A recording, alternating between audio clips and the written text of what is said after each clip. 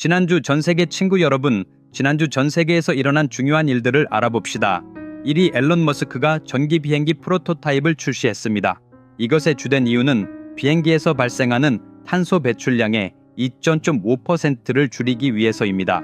이 전기 비행기의 배터리는 매우 가볍지만 많은 에너지를 저장할 수 있습니다. 일단 충전되면 약 500마일까지 비행할 수 있습니다. 게다가 이 전기 비행기는 공간이 충분하지 않더라도 거의 모든 곳에서 이륙할 수 있습니다. 게다가 이 비행기는 거의 소음이 없습니다. 2위 세계에서 가장 큰 사막은 사하라 사막입니다. 어느 쪽을 보든 모래 언덕이 보이고 강렬한 열기를 느낄 수 있습니다. 사하라 사막은 수년 동안 비가 내리지 않았습니다. 그러나 지금은 사하라 사막이 녹색으로 변하고 있습니다. 작은 물웅덩이도 곳곳에 나타나고 있습니다. 새로운 식물종과 풀밭이 여기저기서 자라기 시작했습니다. 사람들은 왜 사하라 사막이 녹색으로 변하고 있는 걸까? 이것이 지구에 영향을 미칠 수 있을까? 라고 궁금해합니다. 사실 약 1000년 전만 해도 사하라 사막은 울창한 초목과 숲, 강, 초원으로 가득 차 있었기 때문에 사람들은 그것을 녹색 사하라라고 불렀습니다. 시간이 지나면서 환경 변화로 인해 간구량이 급격히 감소하고 기온이 해마다 상승하기 시작하면서 한때 녹색이었던 사하라 사막이 오늘날 우리가 알고 있는 사막으로 점차 변해갔습니다. 3위 미국 플로리다에 2개의 강력한 허리케인이 닥쳤습니다. 여러분은 그게 뭐가 그리 대단한 일이라고 생각할지도 모릅니다. 그러나 이 허리케인들은 시속 160km의 강풍을 동반했고 막대한 재산 피해를 입혔습니다. 이것은 지난 100년 동안 미국 역사상 가장 큰 허리케인입니다.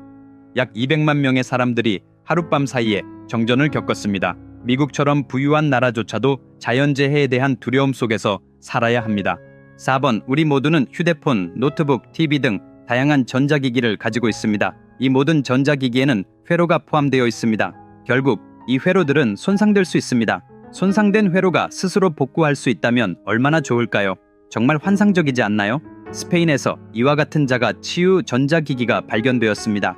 이 재료의 독특한 특성 덕분에 손상된 회로를 다시 연결하고 복구할 수 있습니다.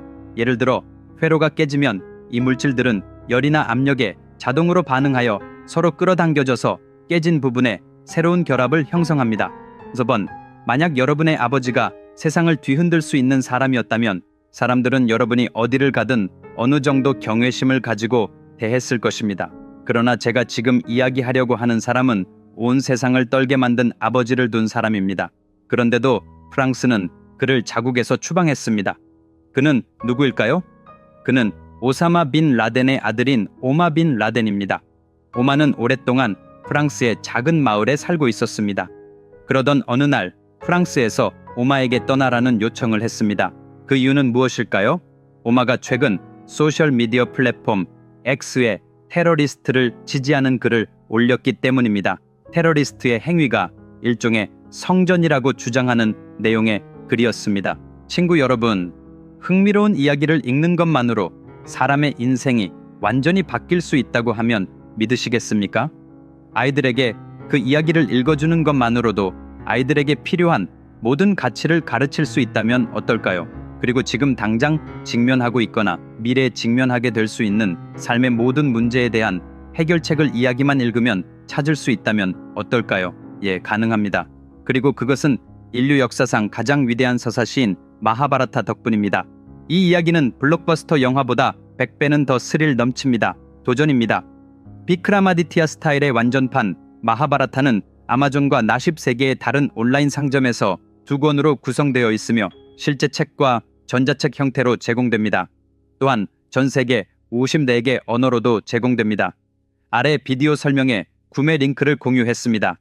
지금 바로 주문하세요. 이 책은 단순한 책이 아니라 여러분의 삶을 위한 지혜의 도서관입니다. 6번, 올해의 노벨상 수상자가 발표되었습니다. 매년 노벨상은 사회에 중요한 공헌을 한 사람들에게 수여됩니다. 올해 물리학 부문 노벨상은 존 호필드와 제프리 힌튼에게 돌아갔습니다. 화학 부문에서는 데이비드 베이커, 데미스 하사비스, 존 점퍼에게 노벨상이 수여되었습니다. 생리학 또는 의학 부문에서는 빅터 엠브로스와 게리 루브쿤에게 노벨상이 돌아갔습니다. 문학 부문에서는 한강이 노벨상을 수상했습니다. 그러나 노벨 평화상과 노벨 경제학상은 아직 발표되지 않았습니다. 노벨상은 인류를 위해 특별한 업적을 이룬 사람에게만 수여됩니다. 또한 상금도 100만 달러에 달합니다. 이 금액은 매년 고정되어 있는 것이 아니라 때로는 증가하기도 하고 때로는 감소하기도 합니다. 7번 미국 항공우주 회사인 보잉에서는 3,400명의 항공우주 노동자들이 파업에 돌입했습니다. 그들의 요구는 임금 인상, 더 나은 근무 조건, 그리고 특히 개선된 의료 혜택입니다. 그 결과 그들은 일을 중단하고 파업을 시작했습니다. 이에 보잉은 과감한 조치를 취하여 34,000명의 모든 직원에 대한 현재 의료 혜택을 완전히 중단했습니다. 따라서 파업으로 인해 이 직원들은 이제 의료 혜택도 잃게 되었습니다. 미국에서는 의료비가 매우 비싸기 때문에 의료 문제가 큰 이슈입니다.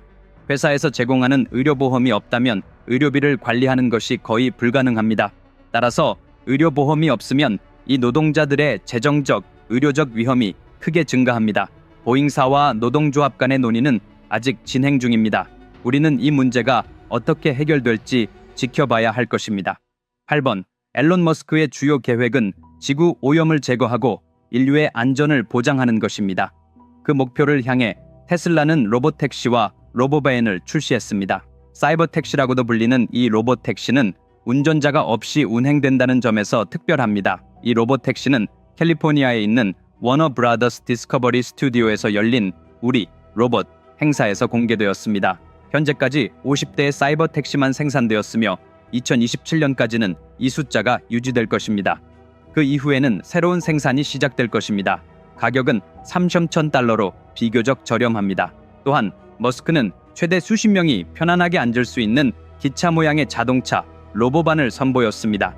이 자동차는 완전히 자율주행이 가능합니다. 머스크는 최근 화제가 되고 있는 휴머노이드 로봇 옵티머스도 선보였습니다. 행사가 끝날 무렵 여러 대의 옵티머스 로봇이 무대 위에서 조명쇼와 함께 춤을 추었습니다. 9번 깊은 잠에 빠져 멋진 꿈을 꾸고 있는데 갑자기 꿈속에서 누군가가 깨우지 않고 말을 걸면 어떨까요? 그 느낌이 어떨까요? 그래, 공상과학 영화에서만 일어나는 일이잖아 라고 생각하시나요?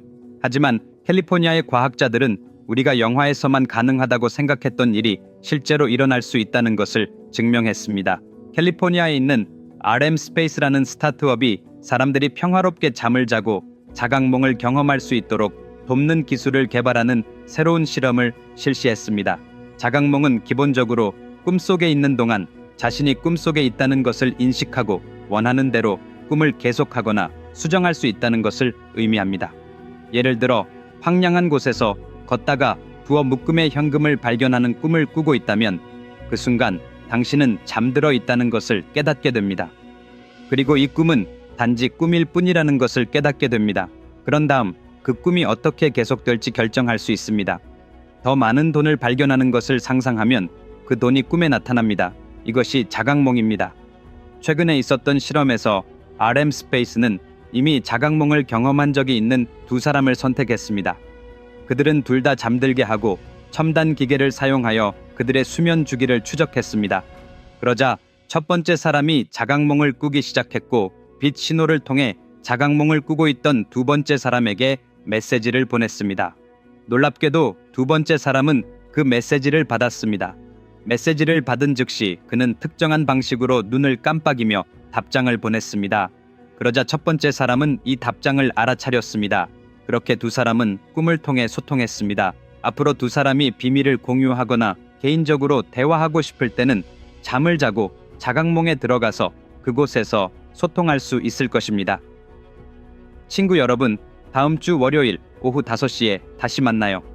지금 바로 마하바라타 책을 주문하는 것을 잊지 마세요.